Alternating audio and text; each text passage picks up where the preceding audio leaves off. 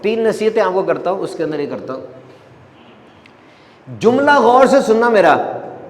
اگر کوئی شخص آپ کو اپنی پوری دنیا سمجھ لے تو آپ اس کے ساتھ دنیا جیسے مت بن جانا، کیونکہ دنیا تو دھوکہ دیتی ہے، دنیا تو غیر ہوتی ہے۔ لیکن مجھے اس جملے پہ ڈاؤٹ ہے، آپ نے ایک بندے کو پوری دنیا کیوں سمجھا؟ بندے تو بدل جاتے ہیں، بندے تو مر جاتے ہیں۔ اب وہ بندہ اگر مر گیا تو آپ کی پوری دنیا ہی مر گئی، اس کا مطلب بندے سے تعلق لمیٹڈ ہی ہونا چاہیے نا۔ آپ نے اتنا گہرا تعلق بنا لیا کہ اب اس کے مرتے ساتھ ہی آپ بھی مر گئے، آپ ذہنی مریض بن گئے، آپ نے کسی بھی تعلق کو اپنانے سے انکار کر دیا۔ وائے؟ تعلق اللہ سے مضبوط کریں، یہ دل کو سکون دیتا ہے۔ ایک ویٹرنری ڈاکٹر تھے، جانوروں کے ڈاکٹر تھے، اپنے دوست سے کہتے یار میں حیران ہوں، تجھے میں بڑا اچھا واقعہ سناتا ہوں۔ ارے ہاں بتا، کیا واقعہ؟ کہتے ایک دن میں بیٹھا ہوا تھا اپنے کمرے میں، ویٹرنری ڈاکٹر تھا، جانور آتے ہوں گے علاج کے لیے، اچانک 4-5 بڑی بڑی گاڑیاں آئیں، کالے شیشے نیچے ہوئے، 2 بندے اتر کے آئے، سیکرٹ سروس کے تھے۔ سر، امریکن ڈپلومیٹ کے کتے کو نا کوئی بیماری ہو گئی ہے، وہ آ رہی ہیں، علاج کرنا آپ نے۔ پورا علاقہ کارڈن تھا، خاتون آئی، کتا ان کے پاس تھا، اگر کہتی dear sir my pup she is angry, I think میرا پپ بیمار ہو گیا، she is sick and I don't know what is happening, she is disobedient, یہ نافرمان ہو گیا، I call him for feeding and he is not eating properly, یہ میری باتیں نہیں سن رہا، کھانا نہیں کھا رہا۔ کہتے میں نے اس کتے کو غور سے دیکھا، میں نے کہا میڈم اس کو ایک دن آپ کو میرے پاس چھوڑنا پڑے گا۔ کہا اچھا ٹھیک ہے، اوکے آئی ایم گوئنگ، چلی گئی۔ میں نے کہا اوے کماریا ادھر آ، کتے نو پھڑ کے باندھ دے، اے مجھا دے ڈیرے جا کے اس کو بھینسوں کے ساتھ باندھ دو، پانی دینا صرف، اور ہر 2-2 گھنٹے بعد ذرا اس کو ٹھکائی کرو تھوڑی سی، کل صبح لے کر آنا۔ وہ جٹ آدمی تھا، وہ لے گیا، اس کو ٹریٹمنٹ دی صحیح اس نے۔ اگلے دن پھر madam I, sir what about my pip, I have missed ہم ٹو مچ، میرا پپ کدھر ہے، میرا کتا کدھر ہے، میں نے اس کو بہت مس کیا ہے۔ تو میں نے مسکرا کر کہا جی madam I hope that he missed you also, اس نے آپ کو بڑا مس کیا ہے۔ لے گیا بھی کتے کو، کتا آیا بھاگا میڈم کی گود میں، احسان تشکر سے دیکھنے لگا۔ کہا کیا ہوا سر، یہ ٹھیک ہو گیا کہ اس کو ہوا کیا تھا؟ اس نے کہا کہ کبھی کبھار یہ ریشم کے کپڑے، ایئر کنڈیشن روم اور اچھے اچھے کھانے نا ہمیں بھلا دیتے ہیں کہ ہمارا مالک کون ہے۔ ہم نا اپنے آپ کو مالک سمجھنے لگ جاتے ہیں، ہم مالک کو بھول جاتے ہیں، پھر نہ آزمائش آتی ہے، پھر ٹھکائی ہوتی ہے تھوڑی سی۔ اور یہ بھی خوش نصیبی نہیں ہے کہ وہ ہمیں آزمائش کے لیے چنے اور ہم اس آزمائش پہ پورا اترے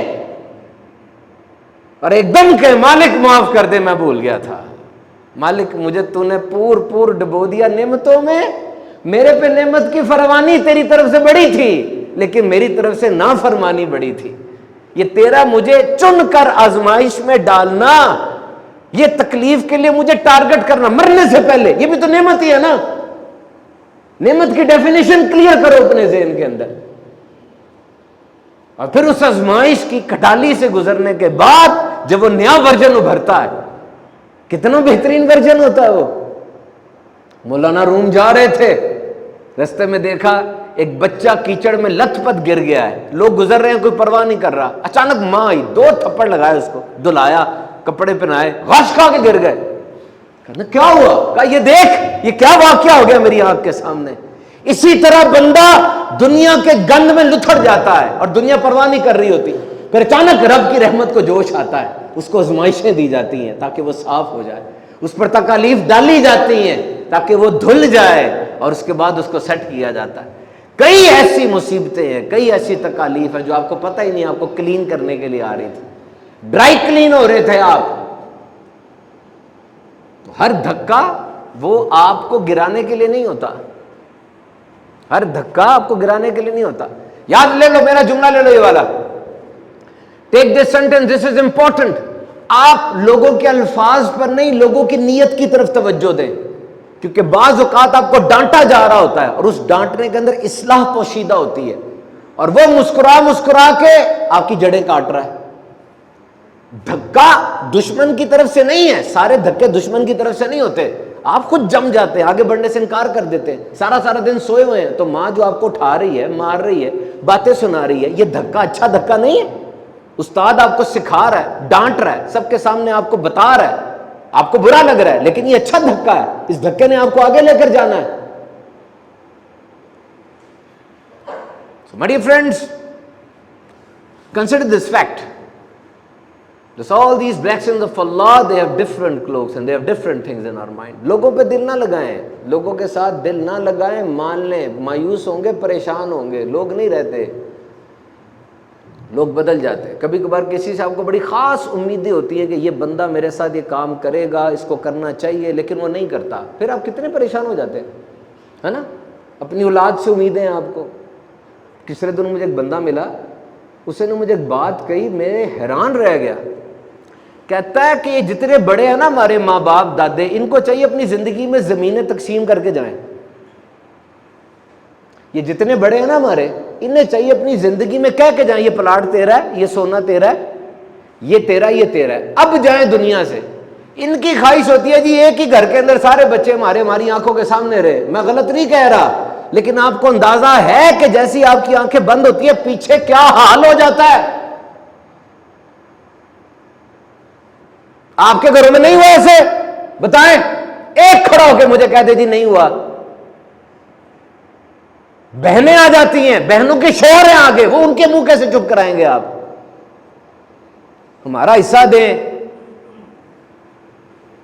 یہ نا میری بات کو مجھے پتا ہے سوشل میڈیا پر بھی اور آپ میں بھی کئیوں کو ہضم نہیں ہوگی، مجھے پتا ہے اس بات کا، لیکن یہ یاد رکھنا یہ انتہائی اہم کام ہوگا جو آپ نے اپنی زندگی میں کرنا ہے، تاکہ آپ کے بچے آپ کو دعائیں تو دیں کہ یار یہ ہمارے لیے کام کر گیا تھا۔ لڑ کے یقین کرو اتنا پیسہ عدالت میں لگتا ہے، اتنا پیسہ عدالت میں لگتا ہے، بھائی عیدوں پر ملنا چھوڑ جاتے ہیں، اس نے 2 مرلہ زمین لی تھی، اس نے یہ لیا تھا، بہنیں آنا چھوڑ دیتی ہیں۔ اور پھر ایسے واقعات بھی ہے کہ قبر کے پاس آ کے کسی عورت کی صدا آتی ہے قریب سے کہ میں اس کے لیے مغفرت کی دعا نہیں کر رہی، جب تک زندہ رہا اس نے میری زمین پہ قبضہ نہیں چھوڑا، اور میں قرضے میں تھی، میں باپ کی وہ زمین لے کے قرضہ اتار لیتی، لیکن یہ لے کے مرا میری۔ پھر کیا کہیں گے آپ؟ اپنی زندگی میں نا حساب کتاب لگا کے فارغ کر دیں، بوجھ لے کے نہیں جاتے، ہلکے پھلکے ہو کے جائیں۔ اور آخری بات، کسی کی خوشی میں خوش ہونا، دس از اے ٹاسک۔ دیکھو، کسی کے غم میں غمگین ہونا بہت آسان ہے، لیکن کسی کی خوشی میں خوش ہونے سے جان نکلتی ہے۔ جب آپ کو خوشی ملتی ہے نا، آپ کے ارد گرد جتنے لوگ ہوتے ہیں ان میں سے زیادہ تر حسد کی آگ میں جل رہے ہوتے ہیں، اور دکھ کی بات ہے بڑے بڑے سکے رشتہ دار اس کے اندر شامل ہوتے ہیں۔ آپ پہ غم آ گیا، کوئی آیا، اس نے آپ کو تھپکی دی، گلے ملا، آنسو بہائے، یہ بہت آسان کام ہے، ہو جاتا ہے۔ لیکن جب آپ کو بھی خوشی ملی، اس وقت کیسی آگ لگ جاتی ہے، اس کے بعد نئی گاڑی کیوں آ گئی، اس کے بعد بڑی ڈگری کیسے آ گئی، اس کا گھر 2 سٹوریاں اوپر کیسے ہو گیا، اندر سے کیا چل رہا ہوتا ہے۔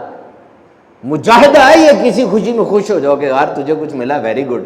ہاں یہ ہوتا ہے کہ اگر وہ آپ سے بڑا پہلے ہی بڑا ہے، اب وہ نہیں چلے گا۔ جیسے آپ کا آج پہلا دن ہے جم میں، آپ باڈی بلڈنگ کرنے گئے تو آپ کے مسلز اتنے نہیں بنے ہوئے، اندر جو بندہ ہے اس کی بڑی باڈی ہے، اب وہ آپ سے حسد نہیں کرے گا، وہ تھپکی دے گا، چل یار کر، کچھ نہیں ہوتا۔ اور اگر آپ نے 30 لاکھ والی گاڑی لے لی تو وہ جس کے پاس 1 کروڑ والی گاڑی ہے وہ حسد نہیں کرے گا، وہ تھپکی دے گا، اچھی بات ہے یار۔ تو اپنی کمپنی، اپنی صحبت تھوڑی بڑی کرے، ایسی رکھے جہاں سے آپ کو حوصلہ افزائی ملے۔ حسد جلن کے درمیان رہنے کا مزہ بڑا آتا ہے کہ یہ جل رہا ہے، یہ سڑ رہا ہے، لیکن وہ نظر بھی لگ جاتی ہے اور نقصان زیادہ ہو جاتا ہے اس کا۔ اللہ تعالیٰ سب کی خیر فرمائے۔